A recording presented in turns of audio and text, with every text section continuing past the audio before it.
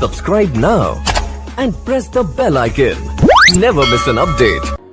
Hello बच्चों, स्वागत है आपका हमारे YouTube चैनल पर। मेरा नाम है सुनील सिन्हा। हम लोग बिजनेस में बहुत सारे ट्रांजैक्शंस करते हैं। ट्रांजैक्शंस का नेचर भी बिल्कुल अलग अलग होता है, तो जाहिर सी बात है कि उसकी जनरलिटीज भी अलग अलग तरीके से होती है। कई सारे चीज़ें हैं, कॉम्प्लिकेशंस है जो जनरलिटीज में हमें समझना है कई सारे ट्रांजैक्शंस के थ्रू। तो चलो बच्चों, आज की क्लास में भी हम लोग कुछ ट्रांजैक्शन का जनरलिटीज सीखेंगे और कुछ नई नई बातों को भी सीखने वाले। तो स्टार्ट करते हैं, क्वेश्चंस के थ्रू समझते हैं। अपने सामने अभी क्वेश्चन नंबर 1 है। इसमें 4 ट्रांजैक्शन है जिसके लिए हम एंट्री पास करेंगे। बच्चों, अभी तक अगर आपने हमारा पहले का 4 वीडियोस नहीं देखा है तो प्लीज उसे देख ले, उसके बाद आप सारी चीजें आसान सी लगेगी। नाउ देखते हैं क्या है अपने ट्रांजैक्शंस में। द फर्स्ट है कि सैलरीज पेड। बच्चों, आपको ही पता है कि सैलरीज पेड है, तो सैलरीज और cash will be selected. Salaries and cash will be selected and salaries को नॉमिनल अकाउंट के रूप में हम डेबिट करेंगे। सैलरीज को नॉमिनल अकाउंट के रूप में हम डेबिट करेंगे और कैश रियल अकाउंट है और गोज आउट है, क्योंकि वहां पर रूल्स दूसरा लगता है। Debit word comes in, credit word goes out. तो हम यहाँ पर 5000 salary account debited to cash account लिखेंगे। इस तरह से ये समझ में आ गया। अगर आप मॉडर्न रूल्स को देखो तो गोल्डन रूल्स में तो हमें रियल, नॉमिनल और पर्सनल देखने होते हैं, लेकिन मॉडर्न रूल्स में आपको AE एंड LIC देखना होता है। इसका मतलब हमने अपने पहले वाली वीडियो में बता रखा है। जैसे ये एक्सपेंसेस है, सैलरी एक्सपेंसेस है, वो इंक्रीज हो रहा है इसलिए डेबिट हो रहा है। This is an asset, cash is an asset which is being decrease due to the payment. तो अगर असेट डिक्रीज होता तो हम उसे क्रेडिट करते हैं। तो आप दोनों में किसी को भी अप्लाई करोगे तो you will get this entry always. So बढ़ते हैं अगला क्वेश्चन पे, अगले ट्रांजेक्शन पर। Salaries paid to Naman. अब यहां एक बंदा नमन का नाम आ रहा है, नमन, लेकिन हमने सैलरी पे किया। पे इज मीन्स कि we are paying cash on account of salary. तो फिर हमें जो 2 चीजें सिलेक्ट करनी है वो कैश होगा और दूसरा सैलरीज होगा। जनरली बच्चों हम लोग क्या करते हैं कि ट्रांजैक्शंस में जिसके जिसके नाम होते हैं उसको हाईलाइट करके और हम लोग एंट्री पास कर देते हैं। बहुत बच्चे सैलरीज और नमन को सिलेक्ट कर लेते हैं। ट्रांजैक्शन जो 2 वर्ड उनको प्रोमिनेंट लगा उसकी एंट्री कर ली। ऐसा नहीं करना है हमें। जब पेमेंट की बात आ रही है, यानी डू रिमेंबर ऑलवेज कि salary is a nominal account. जब भी नॉमिनल अकाउंट का पेमेंट हो रहा हो या उसकी रिसीविंग हो रही है, हम कभी भी पर्सनल अकाउंट सेलेक्ट नहीं करते हैं। जैसे आप गुड्स परचेज करते हो कैश में और पार्टी का नाम भी दिया हुआ है, तो क्या आप पार्टी का नाम को सिलेक्ट करते थे? नहीं। तो क्योंकि गुड्स जो हम परचेज किए that is also an expense, और हम जब पेमेंट कर रहे हैं कैश देख के गुड्स खरीद रहे हैं किसी भी पार्टी से, तो उस पार्टी का नाम हम लोग नहीं लिखते हैं। यहां भी वही करेंगे। Again for this you will pass this entry, salaries account debited to cash account। तो कोई कंफ्यूजन नहीं होनी चाहिए। नाउ थर्ड ट्रांजैक्शन की ओर जाते हैं और सीखते हैं आज कुछ नई बात इसमें। Salaries are due for ₹5000। यहां पर सैलरीज ड्यू है, यानी एक तो सैलरी हमें सिलेक्ट करना है और दूसरा ड्यूज का मतलब एक payment is not being made. तो इसका मतलब जिनको हमको सैलरी पेमेंट करना है वो आदमी या उसके जो ग्रुप हैं उनको हमें लिखना है, और वो पर्सनल अकाउंट है। और बेसिक उसके लिए हम लोग क्या करते हैं कि सैलरीज जिसको ड्यू हो जाए उस आदमी की जगह पर एक दूसरा नाम हम लिखते हैं, जिसे हम बोलते हैं आउटस्टैंडिंग सैलरी। ये टर्म आपको नया मिल रहा है या हो सकता है पहले से आप इसे जानते हो। अब आपको पता है कि salary is a nominal account and outstanding जो है this is a personal account, क्योंकि ये ग्रुप ऑफ पर्सन या पर्संस को रिप्रेजेंट कर रहा है, तो ये पर्सनल अकाउंट है। नाउ अब ये कौन सा पर्सनल अकाउंट है, मैंने अपने पहले क्लास में, पहले वीडियो में जब अकाउंट के बारे में बताया कि अकाउंट 2 टाइप्स के होते हैं, personal account and impersonal account. Personal account को भी further we had divided in 3 part. एक था एक्चुअल, जिसे हम नेचुरल बोलते हैं, दूसरा artificial and third was representative. मैंने बोला था कि रिप्रेजेंटेटिव के बारे में अभी नहीं, हम बाद में डिस्कस करेंगे। तो हम बताएं कि ये जो आउटस्टैंडिंग सैलरीज है, this is representative personal account. तो रिप्रेजेंटेटिव पर्सनल अकाउंट के बारे में हम लोग क्या समझ रहे हैं कि representative personal account,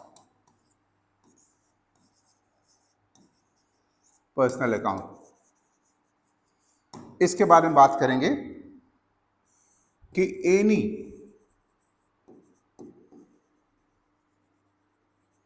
nominal account if it is due या आउटस्टैंडिंग को शॉर्ट में हम लोग O/S भी लिखते हैं इस तरह से। कोई भी एक्सपेंसेस ड्यू है, आउटस्टैंडिंग है, वो रिप्रेजेंटेटिव पर्सनल अकाउंट में कन्वर्ट हो जाता है। नाउ जैसे एक्सपेंसेस नॉमिनल अकाउंट है, उसी तरह से इनकम भी नॉमिनल अकाउंट है, और इनकम जब ड्यू होता है तो उसे हम बोलते हैं आउटस्टैंडिंग इनकम, या जनरली इसके लिए हम लोग आउटस्टैंडिंग की जगह एक एक्रूड इनकम के लिए अभी यूज करते हैं। ठीक है। थर्ड वन इज कि एक्सपेंसेस या इनकम ड्यू है तो वो रिप्रेजेंटेटिव पर्सनल अकाउंट में कन्वर्ट हो जाता है। उसी तरह से अगर ये एक्सपेंसेस इनकम एडवांस में हो जाए, जैसे हमने एडवांस में प्रीपेड कर दिया है, प्रीपेड एक्सपेंसेस या एक्सपेंसेस पेड इन एडवांस, उसी तरह से इनकम कभी कभी हमारे पास रिसीव हो जाते हैं एडवांस में, इनकम रिसीव इन एडवांस, या हम इसे अनएक्सपायर्ड, एडवांस के लिए हम ये वर्ड यूज करते हैं, ये आप एक्सपेंस के केस में भी कर सकते हो, अनएक्सपायर्ड एक्सपेंसेस। ये बोथ द केसेस में हम इस वर्ड को लिख सकते हैं, अनएक्सपायर्ड इनकम। तो ये सारे चीज क्या है, रिप्रेजेंटेटिव पर्सनल अकाउंट है। यानी जो भी नॉमिनल अकाउंट है उसके पहले या बाद में कुछ भी लिखा हुआ है प्रीफिक्स एंड सफिक्स में, वो रिप्रेजेंटेटिव पर्सनल अकाउंट होता है। तो अभी हमने रिप्रेजेंटेटिव पर्सनल अकाउंट के बारे में बात की। अब समझते हैं जर्नल एंट्रीज कैसे हम लोग इसके बनाएंगे। Salaries is a nominal account, salaries is a nominal account, और नॉमिनल अकाउंट में debit all expenses and losses, credit all income and gains है। क्योंकि वी हैव टू पे इट लेटर ऑन, तो ये एक्सपेंस है, इसीलिए हम इसे डेबिट करेंगे। और इस तरह से जो हम एंट्री बनाएंगे उसमें सैलरीज अकाउंट तो डेबिट हो गया। ऑब्वियस है कि जब सैलरी डेबिट हो रहा है तो क्रेडिट में आउटस्टैंडिंग सैलरीज होगा, आउटस्टैंडिंग सैलरीज अकाउंट। ये बड़ा इंपॉर्टेंट एंट्रीज है जो बच्चों को बड़ा कंफ्यूजन में डालता है। लेकिन हम समझते हैं कि क्या रूल्स इसमें अप्लाई हो रहा है। नाउ आपने जो रूल्स पढ़ा है पर्सनल अकाउंट का, गोल्डन रूल्स में debit the receiver credit the giver. ठीक है, debit the receiver credit the giver का मतलब पर्सनल अकाउंट अगर पैसे रिसीव कर रहे हैं या पर्सनल अकाउंट से पैसे गिवर हैं तभी हम उनको डेबिट क्रेडिट कर रहे हैं। लेकिन जब अमाउंट ड्यूज है तो ना कोई गिवर है ना कोई रिसीवर है। हाँ, ये पर्सन जो है वो फ्यूचर रिसीवर है जिसे हम क्रेडिटर बोलते हैं। क्या बोलते हैं? क्रेडिटर। बेटा एक तरीका मैं आपको बता रहा हूं कि क्रेडिटर का ऑलवेज क्रेडिट बैलेंस होता है और डेटर का ऑलवेज डेबिट बैलेंस होता है। तो आप एक रूल्स समझ सकते हो, वो मैं आपको एक ट्रिक्स और तरीका बता रहा हूं कि जब पर्सनल अकाउंट में अभी ट्रांजैक्शंस नहीं हो रहे, बाद में होंगे, तो हम ये रूल्स को फॉलो कर सकते हैं। Debit the receiver, debit the debtor and credit the creditor. Book में तो ये बात नहीं लिखी हुई है, लेकिन मैं ये तरीका आपको समझा रहा हूं, आपको कभी भी परेशानी नहीं होगी। हम इसके यूज करेंगे और आप बड़ी आसानी से समझ जाओगे। यहां पर ये पैसे अभी हमने नहीं दिए हैं, ये पर्सन हमसे बाद में पैसे लेगा जिसे हम अपना क्रेडिटर बोलते हैं। और चूंकि ये क्रेडिटर है इसीलिए हम इसे क्रेडिट करेंगे एज पर दिस रूल। तो एक नया तरीका आपने सीखा है, सॉरी ये तो पर्सनल था ना,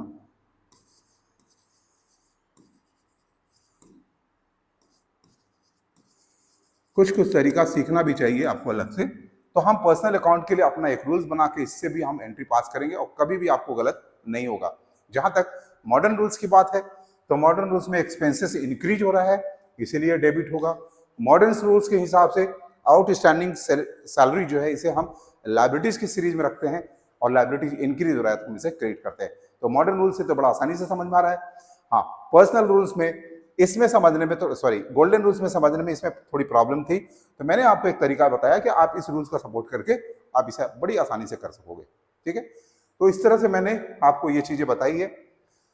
अभी बात करते हैं हम अगला fourth transaction, that is paid salary 10,800 after a deduction of income tax at the rate of 10%। ठीक, तो नाउ इसको भी समझते हैं बच्चों।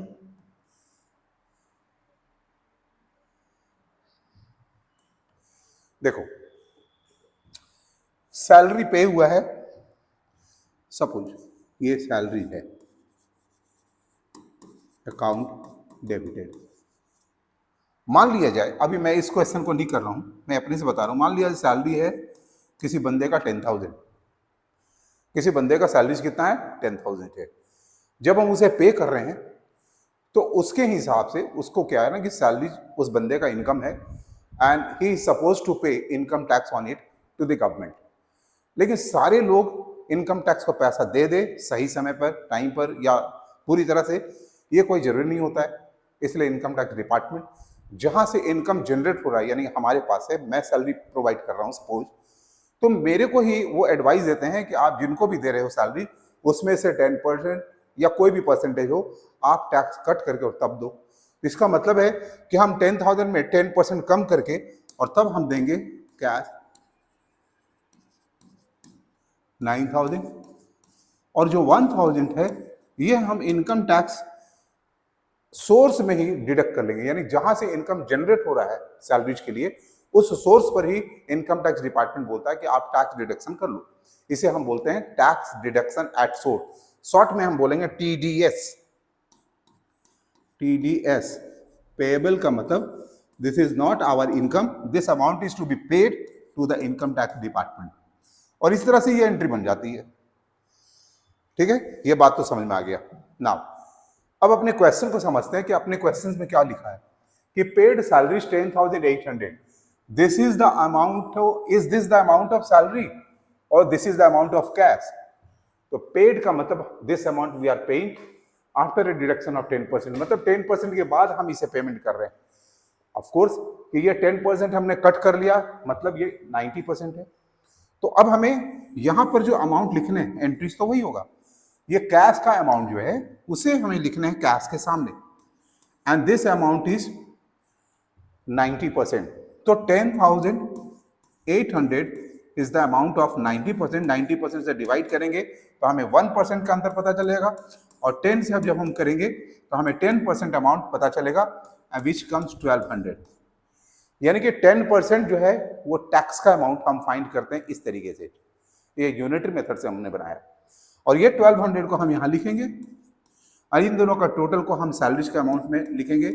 अब आप देखोगे इसका 10% जस्ट 1,200 ही आ रहा है। तो आपको कभी कभी क्वेश्चन को समझना पड़ता है कि हमें क्वेश्चन में क्या सैलरी का अमाउंट दिया हुआ है या कैश अमाउंट दिया हुआ है, तो ये आप क्वेश्चन को देखोगे और समझ में आएगी।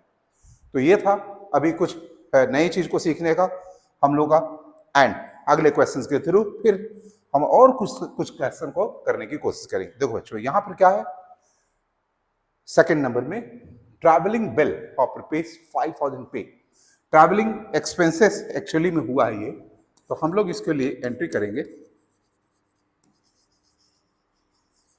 ट्रैवलिंग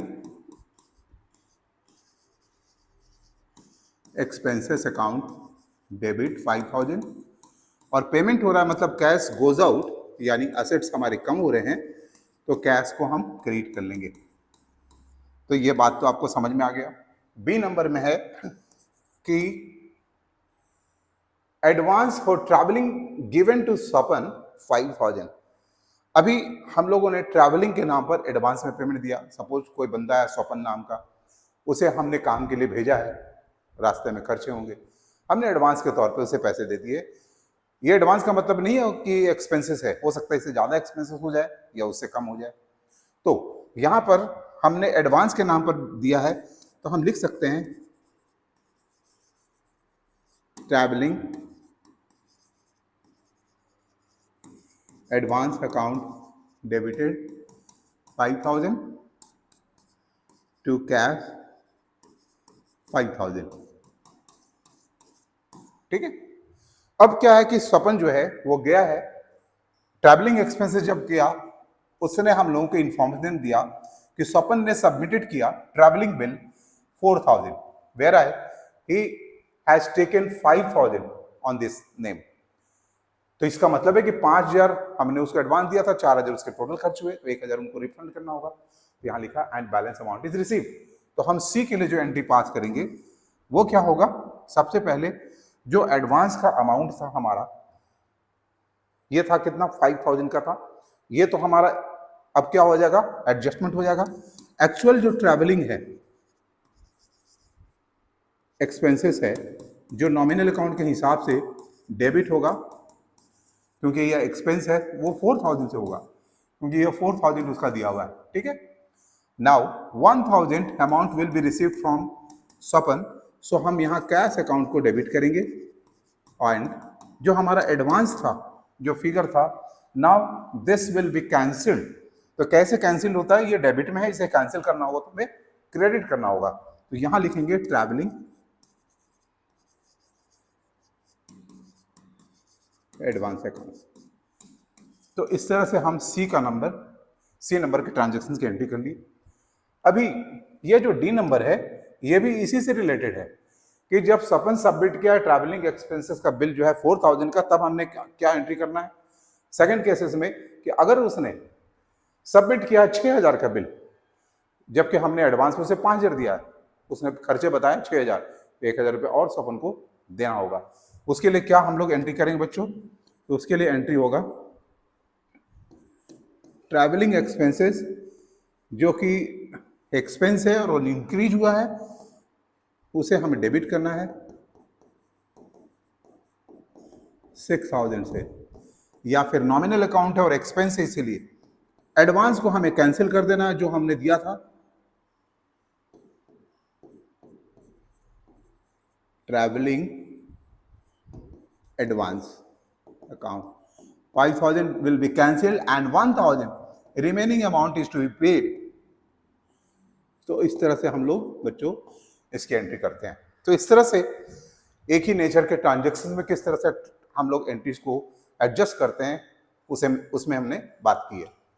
अगला कुछ क्वेश्चंस और रखेंगे आपके सामने आज की क्लास के लिए, और वो बच्चों यहां पर है, देखो, रमेश अ डेटर बीकेम इंसॉल्वेंट एंड 30 पैसे इन अ रूपी, 30 पैसे in a rupee is received from his officials. देखो, इंसॉल्वेंट का मतलब बैंकक्रप्ट हो जाना, कोई भी बंदा के पास लायबिलिटीज इतना ज्यादा हो जाए जो कि उसके असेट से पूरा नहीं किया जा सकता है, तो ऑब्वियस है वैसे पर्सन पर दबाव बहुत बना रहेगा।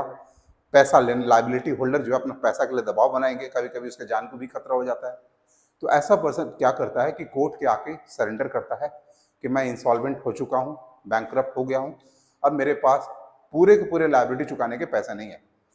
तो क्या करता है कोर्ट इंस्पेक्शन, इन्वेस्टिगेशन करता है, और अगर उसको लगता है कि हाँ सचमुच में ये पर्सन इंसॉल्वेंट हो गया है, तो उसकी सारी असेट्स को वो लेकर सेल करता है, और जितने भी लायबिलिटी होल्डर है उसको पेमेंट पूरा नहीं करता है, जितना प्रोपोर्शन उसके पास बचता है लायबिलिटीज का, उसके हिसाब से वो पेमेंट करता है।